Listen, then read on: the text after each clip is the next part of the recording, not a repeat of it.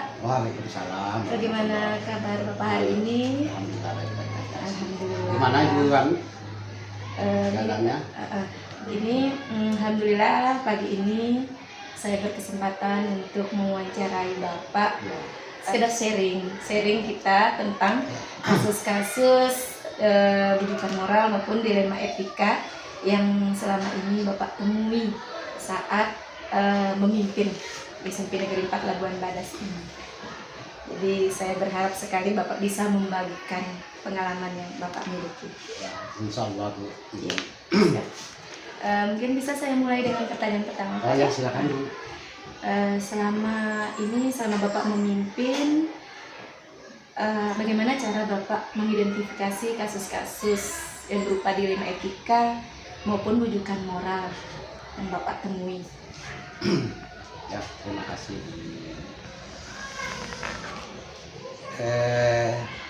Saya di sini, dan bukan saja di sini saja, tetapi sudah ada beberapa sekolah yang sempat saya pimpin. Tentu kita harus identifikasi itu berbagai masalah, terutama di apa yang Ibu sebutkan tadi itu, Ya, dilema etika dan rujukan moral.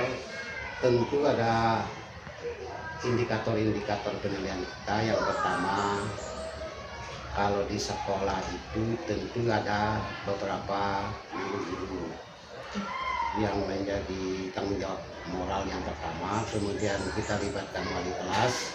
Kalau yang bertanggung jawab yang pertama itu tentu dari guru BK. Ya. Kemudian hasil guru BK itu nanti kita coba evaluasi bersama wali kelas. Dan tidak menutup kemungkinan guru mata pelajaran juga terlibat. Nah, oleh karena itu di situ ada beberapa hal yang kita lihat itu. Yang pertama tentang kasus itu kan ada kategorinya. Ya, benar-benar. Berat, ringan, sedang. Ya. Kalau menyangkut berat, ya tentu penanganan kan kita lebih spesifik lagi. Jadi kita akomodir semua yang ada, karena dalam menentukan kebijakan itu tentu kita melihat hasil akhirnya. Betul. Karena jangan sampai nanti hasil dari kebijakan dan keputusan sekolah itu akan menambah lagi kasus di luar, kan? Nah, itu sehingga kita perlu matang dalam situasi yang seperti ini, sehingga apapun bentuk kebijakan kita itu tidak ada yang dirugikan, baik itu siswa maupun sekolah dan lain, sehingga penilaian masyarakat itu betul-betul sesuai dengan apa yang menjadi harapan.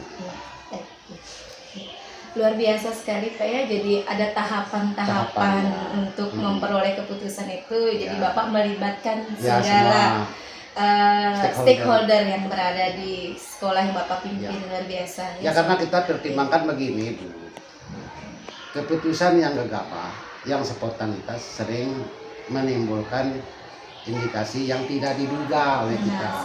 Nah, itu sehingga kita perlu juga pemikiran dan kita ajak juga teman-teman, sehingga mereka bagaimana kita ambil yang paling baik. Iya, ya luar biasa sekali Pak. Mungkin beralih ke pertanyaan selanjutnya Pak. Di dalam sebuah pengambil keputusan dari sebuah kasus, terkadang Pak ya, mungkin Bapak menemukan ada berbenturan nilai-nilai kebajikan di dalamnya. Misalkan di satu sisi ada nilai kejujuran, kemudian satu sisi juga ada nilai rasa kasihan. Gimana Bapak menyikapi ini? Ya, memang kadang-kadang itu sering juga kita jumpai hal-hal yang seperti itu. Yang pertama di satu sisi aturan. Iya, benar. Sering kita dapatkan teman-teman ya, rekan-rekan itu selalu dia mengacu kepada sebuah aturan. Misalnya dia keterlambatan datang, ketidakhadiran, sehingga dia memutuskan kalau anak ini seperti apa. Kita putuskan untuk karena kasus berat kita harus keluarkan. Tapi di sisi lain ada benturan kita terhadap kondisi anak tersebut, sehingga ada kemanusiaan dan perilaku kemanusiaan kita di situ. Nah, di sini ada dua mata rantai antara satu sisi ini aturan, satu sisi ini kebijakan. Nah, oleh karena itu kita itu hati-hati dalam mengambil keputusan itu, tidak sembarangan, sehingga dalam pengambilan keputusan itu benar-benar keduanya kita bisa sinkronkan, aturan tidak diabaikan, tetapi jangan lupa kemanusiaan kita itu harus kita tegakkan, rasa manusianya kita, karena kita konsekuensi di lembaga kita ini bukan lembaga hukum, tetapi ini lembaga pendidikan. Jadi tetap ada orientasi kita karena kita ini sebagai pendidik, bagaimana kita itu meminimalisir itu ya, bahwa fungsi pendidikan kita, fungsi mendidiknya itu jauh lebih kita utamakan. Itu yang mantap ya. Ya, sangat luar biasa jawaban dari Bapak ini, membuka perspektif kita bahwa guru itu bukan hanya taat aturan saja, tetapi juga sisi kemanusiaannya juga harus kita pertimbangkan. Ini tidak lain demi kemajuan, demi kebaikan peserta didik sendiri, Pak ya, kebutuhan murid kita. Saya sangat sepakat. Saya beranjak ke pertanyaan selanjutnya, Pak.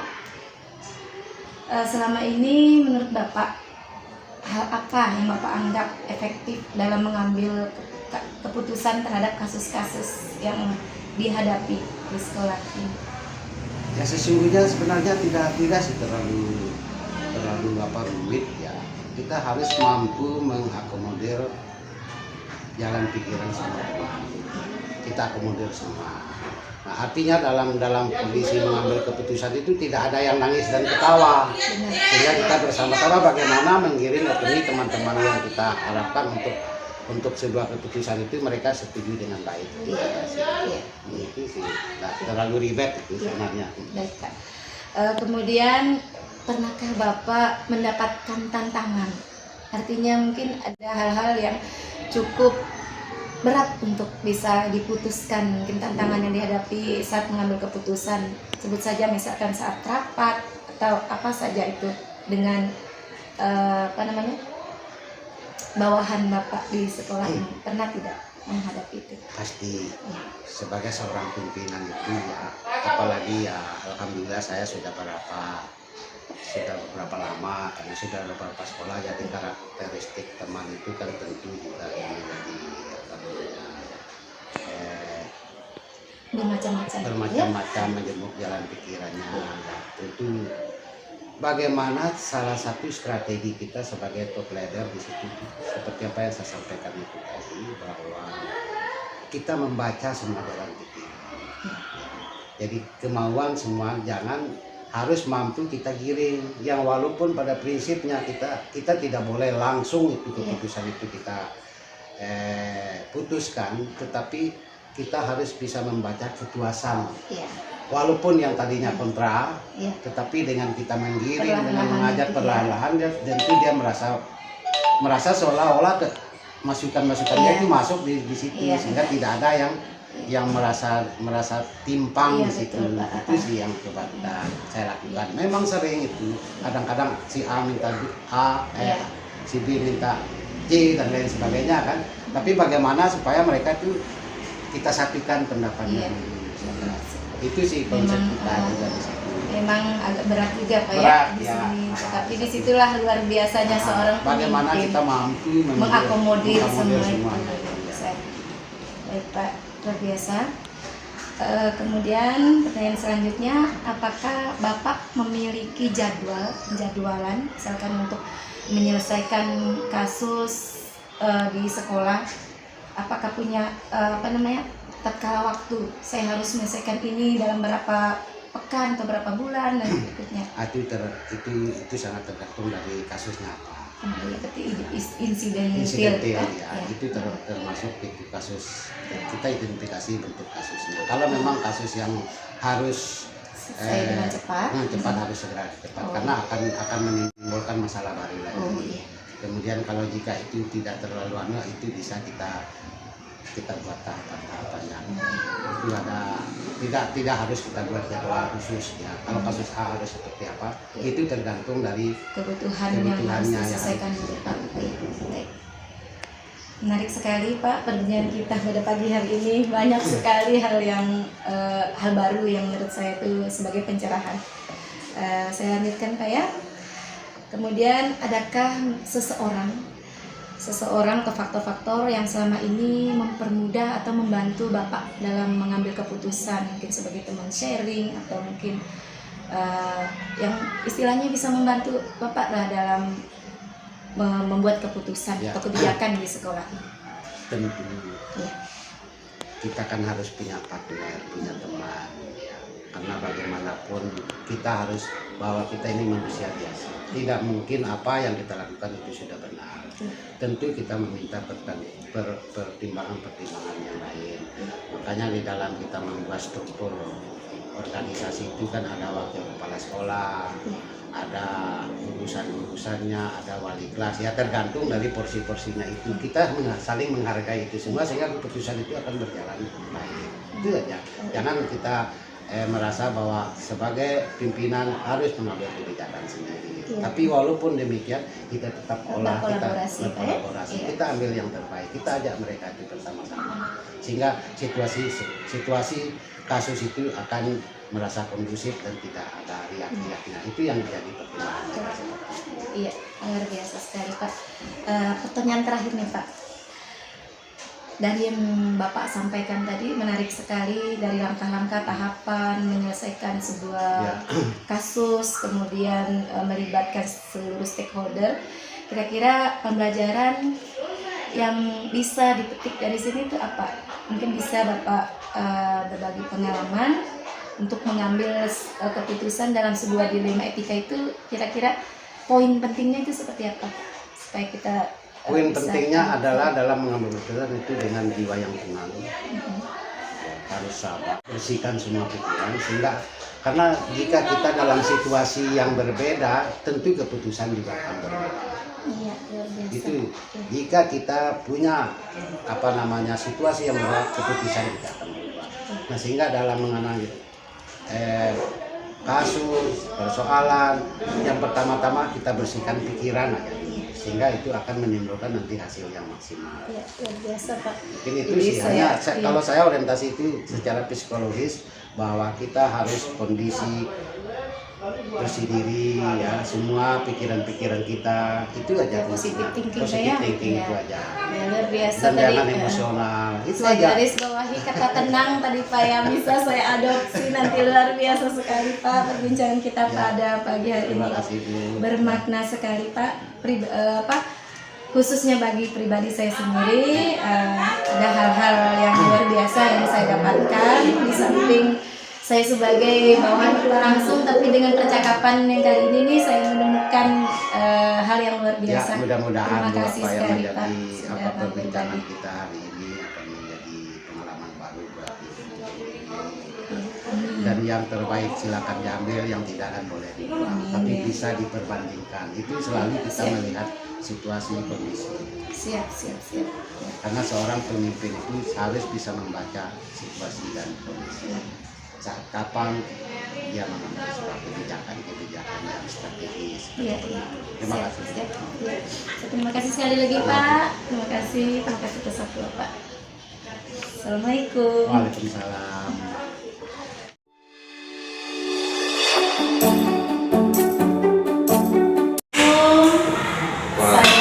Saya bersama Pak Sadam ya.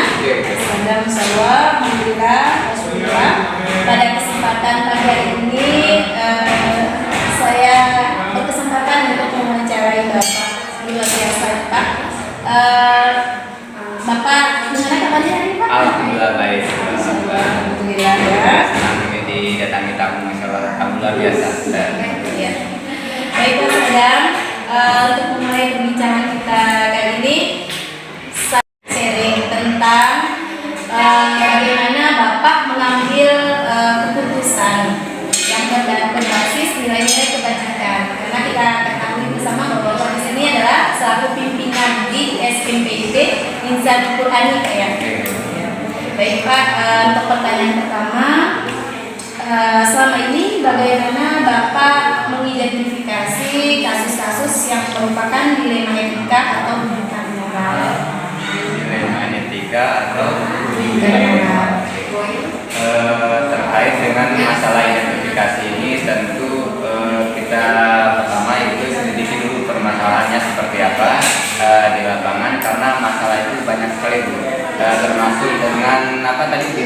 dilema etika. Dilema etika. Dilema etika ini kan istilahnya Kan nilai hal-hal baik bersinggungan supaya sama-sama baik ya. sama-sama benar, sama-sama baik. Memang sering sekali terjadi masalah-masalah baik yang harus kita putuskan itu memang berat seperti itu. Ketika kita memilih salah satu yang lain benar, namun yang kita pilih juga benar seperti itu. Cuman di sini kita lihat lagi sisi lebih berdampaknya kemana gitu, lebih besar dampaknya kemana.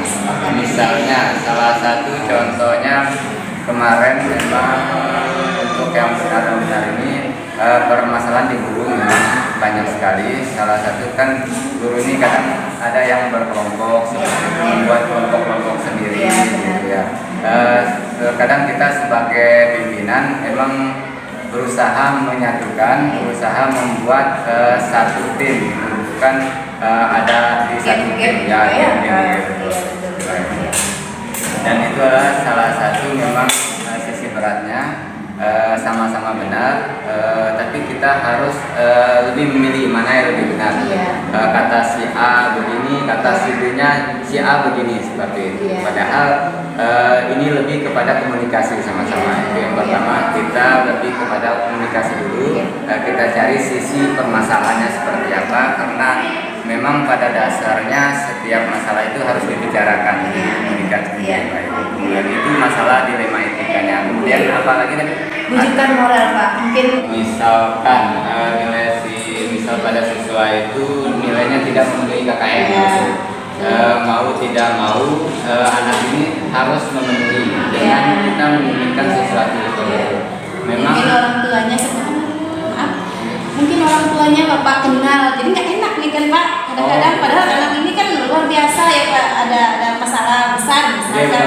Terus kita, aduh mau saya kasih nilai sekian, ini kok saya kenal orang tuanya, Pak ya, jadi ada ini.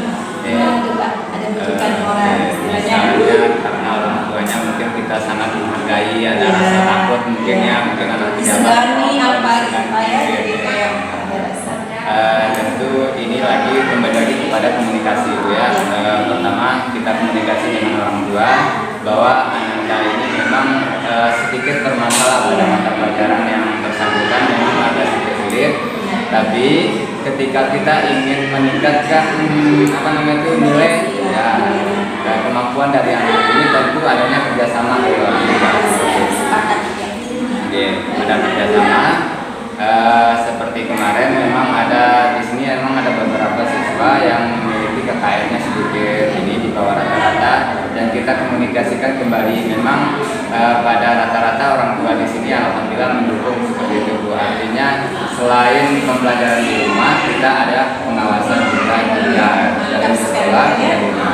Jadi kalau masalahnya di sini alhamdulillah di sini saling mendukung seperti itu. Kalaupun ada, jadi rujukan moral itu tidak abaikan, maksudnya tetap berpihak pada yang benar. Luar biasa. Kita orang tua juga mendukung. Selain itu juga selalu sampaikan bahwa si anak ini memang tidak bisa di sini. Kira-kira bagaimana sih solusinya kita bersama-sama dengan mahasiswa? Karena alhamdulillah di sekolah ini juga ada kajian bulanan seperti itu. Jadi selain kajian bulanan itu kita memberikan pengetahuan keagamaan terhadap orang tua, juga nanti kita saling sharing terhadap perkembangan anak. Jadi tetap komunikasi itu luar biasa ya Pak Sadam. Jadi saya ambil poinnya di pertanyaan ini bahwa komunikasi itu ya, komunikasi yang utama, baik itu dengan rekan-rekan guru maupun bersama orang tua ya, demi memenuhi kebutuhan murid kita ya. Luar biasa Pak Sadam. Kita beralih ke pertanyaan berikutnya Pak ya. Bagaimana selama ini Bapak menjalankan mengambil keputusan di sekolah yang Bapak pimpin ini, terutama tadi mungkin masih ada kaitan dengan pertanyaan sebelumnya, terutama untuk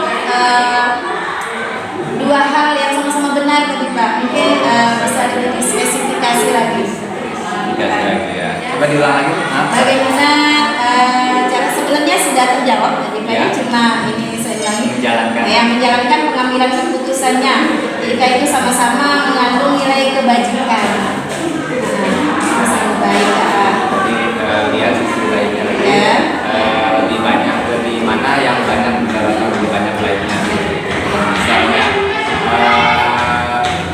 apa namanya itu, misalnya salah satu contoh, ada anak kemarin memang dia bawa motor, yang si anak ini tidak bisa diantar orang tua karena kita lain. Kemudian kalau kita hentikan anak ini untuk membawa motor, maka dia agak kesulitan ketika ke sekolah.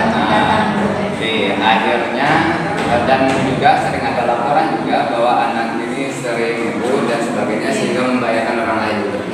Akhirnya kita alhamdulillah kemarin kembali lagi pada sisi komunikasi lagi. Kita lebih kepada saran dulu itu sisinya, kita saran kepada anak ketika tidak berefek, kita memberikan saran kepada orang tuanya seperti itu. Jadi ketika tidak ada ketemu lagi, alhamdulillah sekarang sudah sedikit normal. Tapi misalnya kalau itu berulang lagi, maka kita lebih kepada tingkatan lagi untuk ini pemberian efek jerahnya itu. Seperti menghentikan dia membawa motor, maka menggunakan ojek dan sebagainya. Ya, luar biasa sekali Pak ya. Jadi penanganan untuk mengambil keputusan ini kita Bapak memprioritaskan di mana yang unsur kebaikannya lebih besar ya. Ya, baik sekali Pak. Kemudian selama ini Bapak pernah tidak dalam keseharian ataupun mungkin selama jadi pimpinan di sini menemukan tantangan di sini biasa orang menyebutnya masalah, tapi kalau biasa lebih baik kita berpikiran positif dan menyebutnya tantangan mungkinkah itu dengan rekan-rekan guru atau mungkin dengan orang tua, pernah tidak Bapak menemukan tantangan? Kalau masalah tantangan pasti ya, karena setiap dimanapun gitu pasti ada tantangannya, tergantung kita cara menyikapinya. Benar, cara menyikapinya. Kalau tantangannya alhamdulillah banyak sekali ya. Masalah apalagi di sini sekolah rintisan baru belum berjalan setahun, masalahnya kayaknya lebih kompleks kayaknya ya. Benar. Pertama, untuk masalah yang pertama itu misalnya dari sisi kekompakan itu antara guru dengan kepala sekolah harus bersinergi menurut saya, karena untuk menjalankan suatu program kalau tidak bisa bersinergi itu tidak bisa, biar sebagus apapun program saya. Harus berkolaborasi. Karena kita tidak ada orang yang hebat sendiri ya, sama setuju dengan pendapat Pak Sadam. Saya beralih ke yang berikutnya Pak. Apakah Bapak sejauh ini memiliki jadwal atau tata waktu Bapak harus menyelesaikan kasus dilema etika tertentu, misalkan apakah Bapak menjadwalkan atau mungkin Bapak harus menyelesaikan di tempat itu atau seperti apa? Saya biasanya menjadwalkannya Bu saya, karena saya pertama biasanya menyendiri dulu, memikir dulu sisi baik dan sisi buruknya seperti apa. Kemudian saya tentu berkomunikasi lagi dengan ketua pimpinan di sini yaitu ketua yayasan. Saya selain itu juga setelah diskusi dengan ketua yayasan, baru kami bersama para guru berdiskusi untuk mengambil keputusan mana yang siap. Tetap Bapak demokrasi gitu ya, ketua pimpinan tidak memutuskan. Tapi tidak langsung gitu dulu saya. Kita tidak langsung menyelesaikan, tapi kita pikirkan dulu saya. Nah, sejauh ini dalam menyelesaikan kasus-kasus tadi Pak, adakah seseorang atau mungkin faktor-faktor yang mempermudah Bapak dalam menjalankan pengambilan keputusan tadi? Seseorang, dibantu siapa?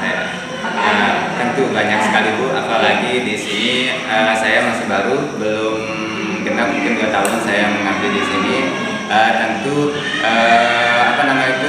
orang-orang yang membantu saya adalah orang-orang yang berpengalaman di sini. Tentu kemarin lewat diskusi, lewat TV bertanya, tentu kita tidak boleh lagi tidak boleh malu untuk bertanya, walaupun pimpinan bertanya pada guru yang lebih pengalaman di sini, itu sangat penting sekali karena itu sangat membantu dalam menyelesaikan masalah.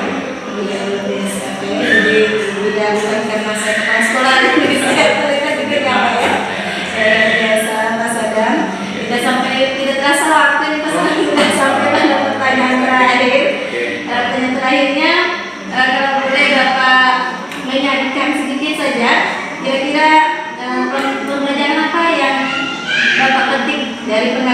dalam mengambil keputusan yang khususnya tadi tentang dilema etika.